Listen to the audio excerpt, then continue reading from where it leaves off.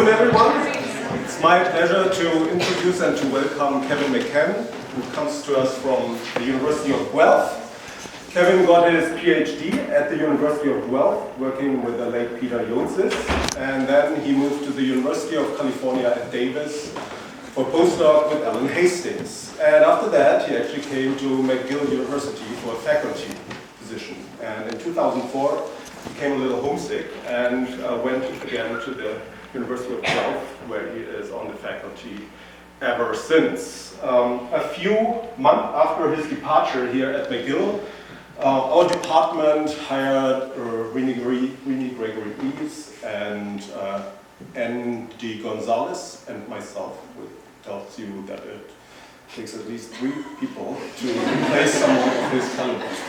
And then what else happened?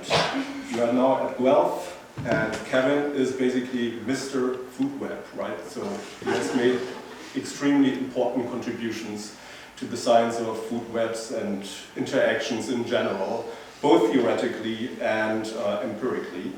And when I asked him, so are you comfortable with the students taking your talk? He said, well, or is anything new there that people should not be disseminated? Well, everything is new. So nothing is published, so we are very curious what you have to say, Kevin. And I would also like to say that he has published his work in such multiple times in such prestigious journals like Nature, Science, and the Cambodian Journal of Natural History. Thanks a lot. That's awesome. I will say one thing. When I left, there was a tree planted for Rob Peters, and when I came, that tree died. And the argument was then I was so theoretical, I killed that tree. It was based on the roots of empiricism. And I've heard that tree is now thriving again. Is that true? So the 3 of you are on back. Yeah. So it's all good. All right, so this is stuff that I haven't really, well, we haven't published any of this yet. And it's based on, about 3 years ago, a gentleman from Conservation International came to me, and came to a group of us, and wanted us to kind of start working in Cambodia on the Tonle Sap. And the Tonle Sap is this, we'll talk a little more about it, I'll set up in a second, but it's this system that's teeming with sort of small-scale fisheries. And it's a system that currently is under threat of things, and I'll talk a little teeny bit about that. But most of this talk is going to be not really about a lot of the work we're doing there. We're doing a whole bunch of food buddy stuff. But really some of the ideas that popped out of it, seeing this sort of type of fishery and thinking about it in contrast to sort of more selective target fisheries that we're sort of more familiar. And we've created a whole bunch of theory for both sort of from an ecological perspective, but also from a socioeconomic perspective. So that's what this is about. It's unpublished stuff, and it's got food webs in it, but other than that, it's sort of pretty different stuff. And so some of the many collaborators are here on the thing, and I like to put this up front because I have a tendency, I used to put it at the very end and then forget to go to the last slide, right? So they would never get acknowledged, which is a terrible thing. So Gordon Holtgreave is a big player on this. He does a lot of the food web biogeochemical stuff with me. Bill McBean is a PhD, and the whole rest of them are playing a role. And this comes out of funding from Belmont Freshwater Security. So once we got this going with Conservation International, MacArthur and Belmont Foundation sort of kicked in, and this is sort of a trilateral agreement. Actually, there's 4 countries, in Cambodia, United States, and France are all participating in this, okay? So basically, just some background, and this is just sort of more to give you an idea of what's going on in this project, and then I'm going to slightly switch gears on this. But so this is a picture of the Tonle Sap, well, not really, this is a house right on the edge of the Tonle Sap. So during the wet season, that house actually is right in the midst of the Tonle Sap. And so basically this is this amazing system where the Mekong River shoots down, and then right at Phnom Penh splits, it goes into a fork. And right at Phnom Penh, the Tonle Sap River then shoots up into this inland lake. And this inland lake actually has this neat property. At about November, the water switches in the Tonle Sap River, okay? During the wet season, the Mekong is high, the water sweeps into the Tonle Sap, and it's a floodplain ecosystem, and it jumps out to 16,000 square kilometers. Okay? During the dry season, as it starts to get dry, suddenly the river changes direction and it drains out. And so the ecosystem goes down to about 1,500.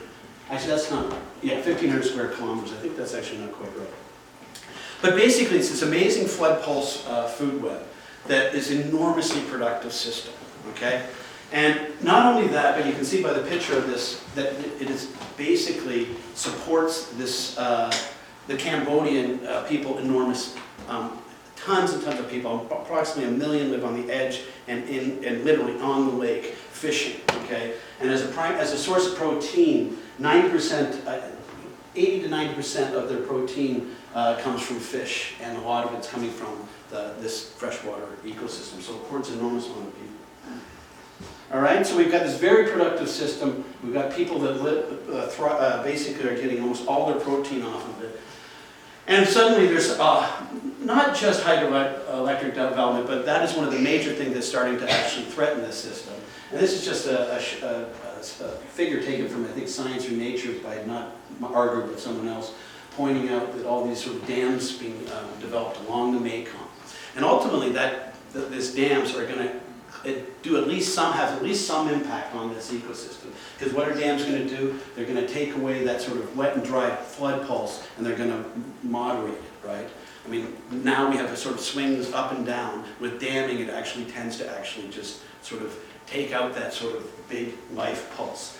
And there's this thing in floodplain ecology that probably some of you heard of called by Junk, which basically is called the flood pulse sort of way of looking at these systems. And they basically refer to it as the lifeblood of an ecosystem.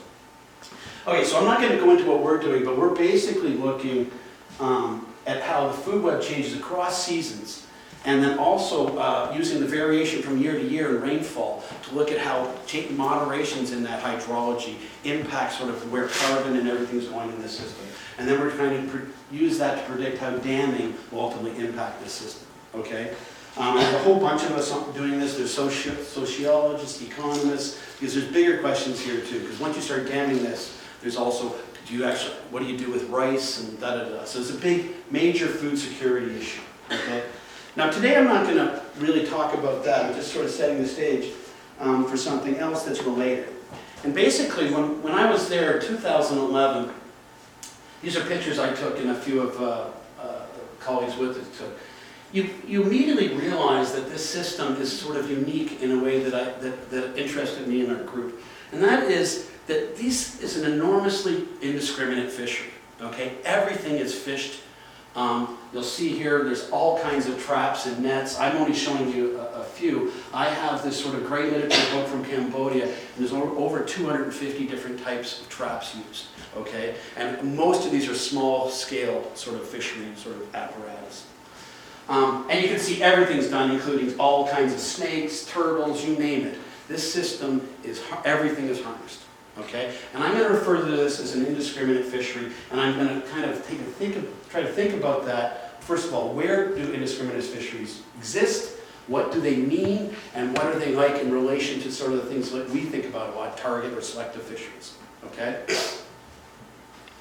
Okay. Oh, sorry, this is just to kind of emphasize the point one more time. We took this gear data they have from this great literature and we just plotted it out over the year. We're just showing you small, medium, large, and legal gear because we had to bundle them because there's so many types. And you can see there's a consistent, solid effort from day 1 in January right to December 31st, and there's multiple types of gear constantly. So this is sort of invoking the notion of fishing is for everything, they're fishing everywhere, and all the time, okay? And this is not an issue to sort of say that's a bad or a good thing. It's just what does it mean, okay? So, with that said, let's define what I mean by indiscriminate fishery. It's a fishery whereby all individuals are targeted with approximately equal fishing pressure. That's how I'm defining it. Now clearly there's no system in the world that actually falls into that perfectly, right? Just in the same sense that there's no selective fishery that falls into it where we select something perfectly. Okay, I'm just putting this out as an endpoint. We find that often these fisheries are characterized by rising FO of the history of the fishery. This is probably true of all types of fishery, but that's certainly true of the ones we've been looking at. And it tends to occur in countries that have lots of small-scale fishing. So I'm not going to go into it today, but I had a grad student who basically, we started creating metrics of whether something is a continuum or whether something is selective fishery all the way to indiscriminate, and we've come up with about 5 or 6 different sort of metrics, and we go into the literature and we're pulling out sort of basically plotting where different systems lie in that continuum. And I don't have time to kind of go through that, it's still in progress. But basically, what we're sort of starting to find out is that these small-scale fishing, and it's not surprising, are going to happen where protein is likely fish as is the primary source of protein, and it sort of tends to generate cultures that sort of are very fish cultures, very strongly fish cultures, and people use this ecosystem constantly. So mathematically, because I'm going to do a tiny bit of math today, this is equivalent to this set of equations that govern how the ecosystem works. And with some harvest term, that F times B1 to F times Bn is just saying there's some loss, okay? And what I'm sort of arguing here, the fact that that F is the same for all N species, that's what I mean by an indiscriminate fishery. We're just pulling them out in proportion to their density, okay? There's no real preference. And now is that, clearly there is preference in systems, but I'm just saying as a continuum to go against the selective, these things are largely harvesting things in sort of a non-preferred way. They just go after fish flesh, okay? Okay, so forgive me, I've been sick for the last day and I'm trying to remember why I put a slide where. But this is sort of the GDP, and basically this is work done by Gordon Holgrave and stuff, and this is nothing. This is just showing the animal protein and you know, all the dots show you where, you know, where income relates to total animal protein, and it's not very surprising. But if you then put circles the size of fish protein, you know, the amount of protein going to a culture that comes from fish protein, the circles sort of show you where that's all happening. And it's happening in the lower GDP countries, and it's happening in Southeast Asia and continents like Africa as well. Okay, you can see Cambodia on there. Turns out that it actually is the biggest of all these ones. So the example of Cambodia is sort of an iconic example of this system. So again, the size of that circle means how much protein they're getting in their diet from fish. And so you can see Cambodia, a huge amount. And so what this sort of does is put us into the thing to sort of make a world fishery continuum where we have all those countries that are like that have a tendency to have more indiscriminate fisheries, and on the other end, industrialized countries that have more selective / target. And again, I'm being loose with those terms just to create the continuum. I don't believe there's truly any one ecosystem where we select just one species, for example. Okay? And I don't think that indiscriminate system perfectly has everything F on equal all those species. But I'm saying it's a way to look at the world and start asking what it might mean. Okay, so this is several icons up there that are just showing a food web. And you can see, I just sort of showing you an indiscriminate. We've got a basal resource that's not being harvested, but then everything else in that food chain is with the constant F. At the other end, I just show you some simple little food web, and you'll see one species pulled off. That's the pure selective. And I want to point out that once you start doing this, there's different types of fisheries as well. So I'm showing you that if we tended to just focus on top predators, you could argue that's a trophically indiscriminate fishery or a trophically selective fishery. Okay, so once you start doing this, you realize there's sort of gradients in how you would think about this problem. Okay? All right, so when I go forward, I'm going to create some theory, and I'm going to actually pull out these 3 cases. I'm going to look at the case on the far left, I'm going to take a case much like the one on the right, and I'm going to also look at the trophically indiscriminate because, although I won't talk much about that today, but I did look at the trophically indiscriminate because I think a lot of the selective fisheries are trophically selective or trophically indiscriminate. Okay, so now section 2. I'm going to basically use this argument for indiscriminate to selective fisheries to start to ask the question, what does this mean for the fate of that fishery, for the fate of the biodiversity, and sort of issues like the sustainability and stability of that system. Okay? Okay, to get there, I'm going to create some simple theory. And the first thing I'm going to do is sort of say, I want to do this in a simple way. Food webs, once you start to go into n-dimensional food webs, where n is the number of species in an ecosystem, it becomes terrifyingly complicated. Okay? So rather than do that, I'm a mathematician at heart, I'm going to cheat.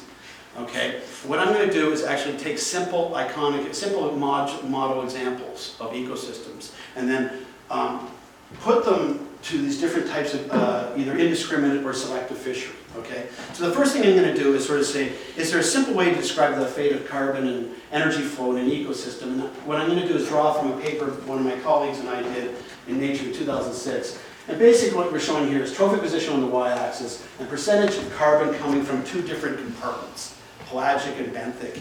And in the soil, it's bacterial and fungal, but ignore the soil, okay? But the point is, we found this pattern in about 10 different ecosystems repeatedly. And it's a very simple pattern. All it's showing you is that low in the food web, there's sort of compartments, okay? Meaning energy, say in the benthic, tends to stay in the benthic, and energy in the pelagic tends to stay in the pelagic. And then when you get up high, more mobile organisms start coupling across those channels, okay? So you have compartments, and as you move up, you tend to get greater body size. Greater body size, that means more mobility, and so they basically move back and forth.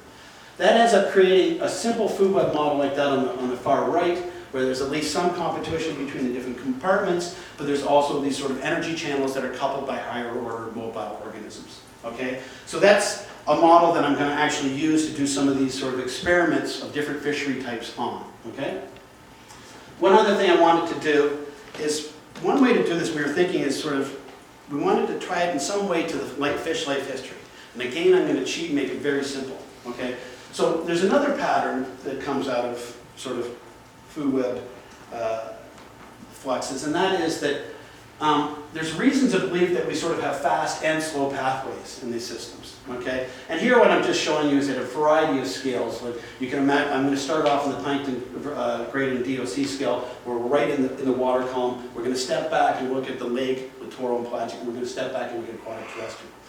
And basically what I'm showing you is that same module reoccurs, okay, at each scale, but also there's body size differentiations between the two different pathways, okay? So the plankton is greater size than the DOC, though it separates those two pathways. The littoral tends to have greater body size at a given trophic level than the pelagic, and the terrestrial tends to have greater body size, ignoring insects in that case, than the aquatic, okay? And so what that means then, from a simple life history perspective, on average, using myelometry, that one pathway tends to have faster, stronger growth rates and flux of energy, okay? Smaller organisms per unit body size grow more rapidly. And so in a sense, what I'm going to do is use that to create a model that where we sort of say, that has the following sort of caricatures. I'm going to look at one, food chain. I'm going to ask, in a predation respect, how does fishing of different types influence the system? In a competition, how does it happen? So within a trophic level. And then finally, I'm going to look at that model that mirrors the gross ecosystem structure. I'm going to put fast and sort of slow pathways hooked up to a pelagic, hooked up to a sort of more mobile organism that couples, okay? So just to repeat, so what I've done basically is keep it simple, try to turn models into sort of very simple growth rate-based life histories. And then I'm going to subject them to very simple experiments where I have either an indiscriminate fishery, I also did a trophically indiscriminate, I don't think I showed that here, and a selective fishery, okay? The real way, in some ways, to do this would be to do an extremely complicated model where you assemble a food web and then you construct these experiments, which I've started to do, but it's a nasty undertaking.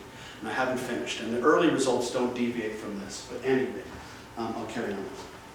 Okay, so there's the model. And I'm not going to go through those, but anyone wants to ask me about them, they can.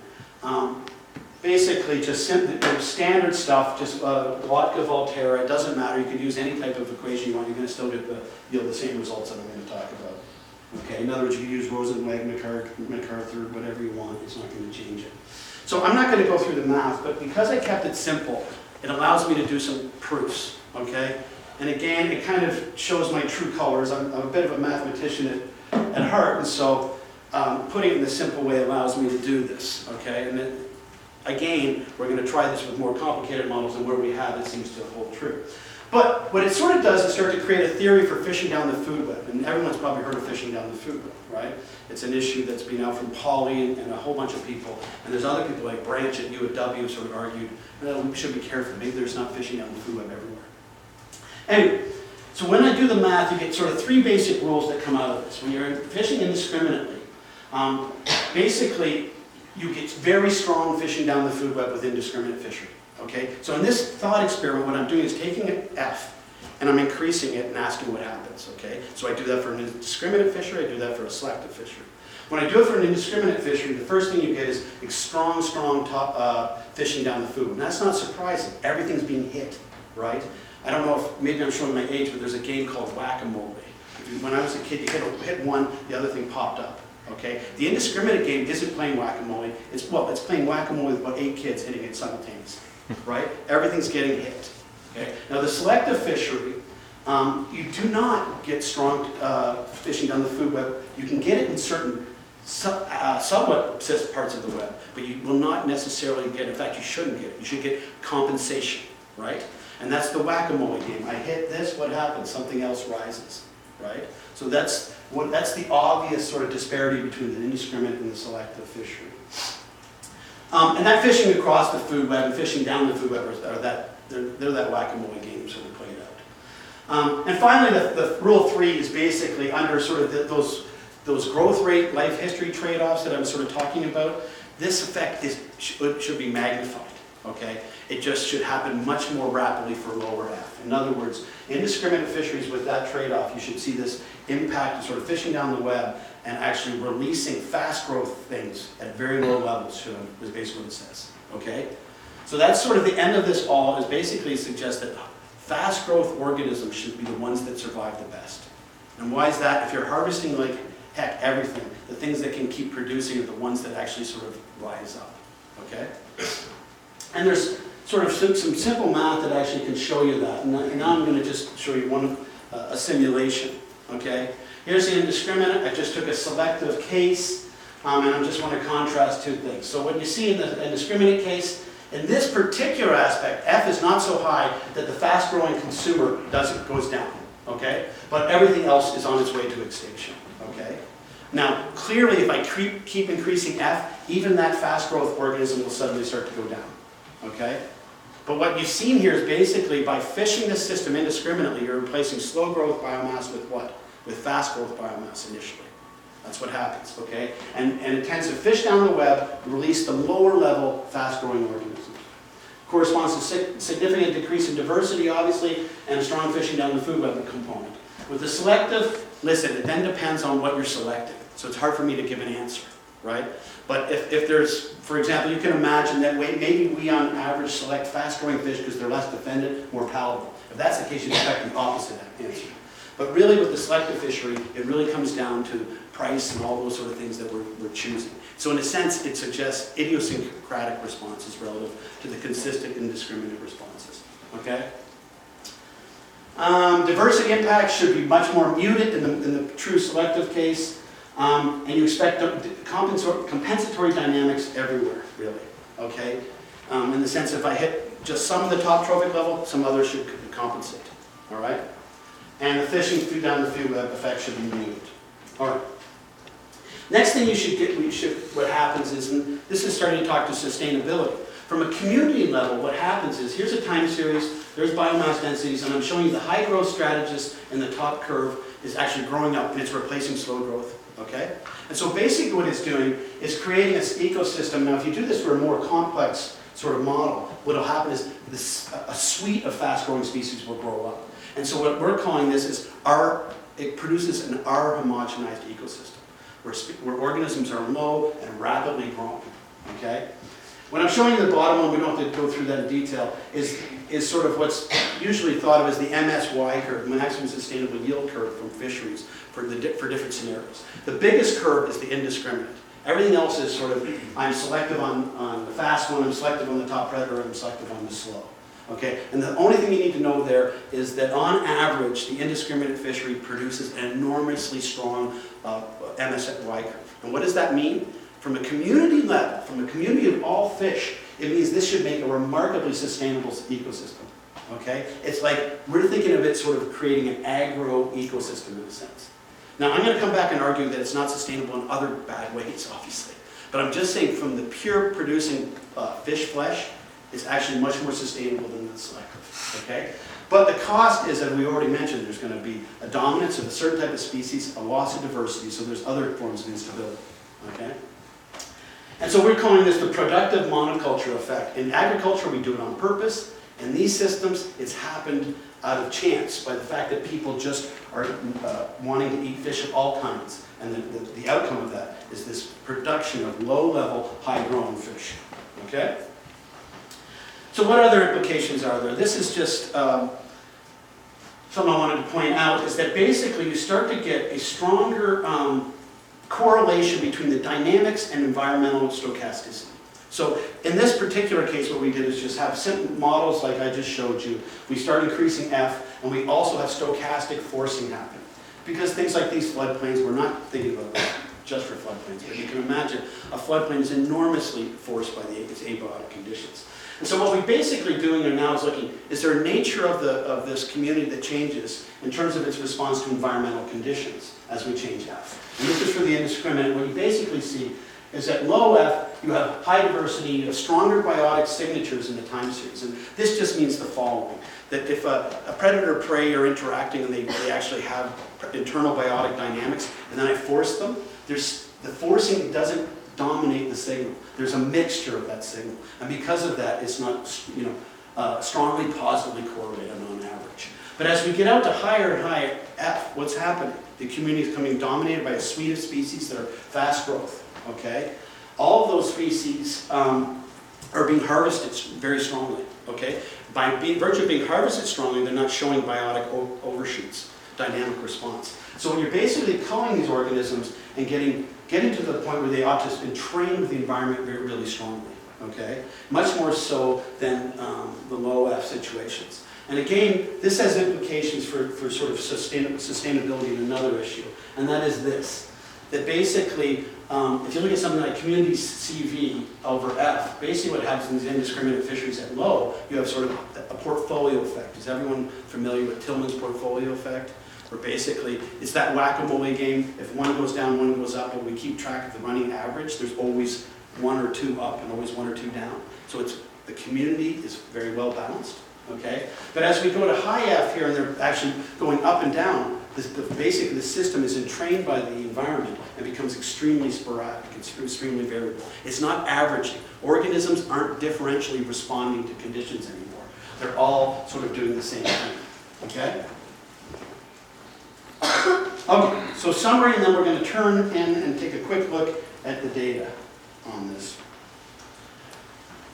I was making fun of a talk that not fun of a talk, but commenting on a talk that I was here before that took an hour and 30 minutes one time I was here. And I just don't want to do that today. I think after making that comment, I make sure, I think we're only about 10 minutes, so 40 minutes talk. Kevin, can I ask a question? Yeah. Across your three cases, did you keep the F constant or the sum of the all F's constant? No, it's the sum of, how did we do it? We did it both ways, but I'm trying to remember for the graph. I think we did it both ways, but I don't remember which one I'm showing now. Doesn't matter. Yeah, but that's a good question. Okay, so summary. Basically, I'm showing you in this indiscriminate webs, you have fishing, you ought to get strong fishing down and across the food web. In more selective fisheries, this should be weakened. You ought to also get what we call the productive monoculture effect. When you fish this thing down, all slower growth biomass should be replaced by fast growth biomass. Okay? And finally, that has an effect of causing a loss, a reduction in differential response by others. Not only because you lose diversity, but also because you have these very fast things responding very fast to environmental conditions. And so when times are good, they rocket up. When times are bad, they decline really rapidly. Okay? So it's sort of the productive monoculture effect is sort of saying we've got sustainability for community production, fish biomass. It's quite sustainable. But at the level of sort of adaptive capacity of the system, it loses a ton. Okay? And so this is a system that's sort of trading off sort of adaptive capacity for production. Okay, so some empirical results. The first thing I want to sort of suggest here is this is not easy to get empirical results for this stuff. Because all the systems that I'm talking about, including Cambodia maybe the strongest, there's just not good data from a lot of these things that we might deem indiscriminate fisheries. Okay? For example, in Cambodia, we're working with scientists there that are rarely over 30 years old because after the Khmer Rouge, basically, things have changed there. And there's really no data whatsoever. I actually got a hold of 25 years of data from them, from government data, and I plotted of about 300 species in this lake, and the time series were perfectly correlated. So basically, everything was perfectly correlated, all 300 species. Do you believe that data? I don't believe that data. I put it away. I mean, it was perfect. I almost put it up here, but I should have. It was crazy. Actually, if it's true, it's a nature paper. But anyway, I'm showing you a bunch of things here. And basically, the first thing we did is we went in and said, okay, we can't really, there's no real good data, but let's just do this sort of your classic, vote counting by going into a whole bunch of different fisheries. And so that's what we did. Bailey McMean's a PDF of mine. Went into this literature, and I'm only showing you about 6 or 7, but we have about 15. And we basically just looked for patterns from any of these things. Most of this was great literature, where we could actually have ideas if some of these things are changing. And what we noticed that, first of all, there's lots of evidence of the harvest being relatively sustainable in these systems, even though they're often furnishing just enormous amounts of production. Okay? Second, there's tons of evidence for the fish body size going smaller, which is what we'd expect for more rapid growth species. I'm not going to say much about the environmental forcing effect, which is one of the predictions, and I'll tell you why. Because every study we did is a floodplain study, and most times they're inferring that. Okay? But what we do see is that there's a significant diversity decline, harvesting relatively sustainable, and the community seems to have been driven very strongly to small body sizes. Okay? When we do the selective fisheries, we actually see very little evidence of strong and significant diversity loss. More evidence of depleted fisheries.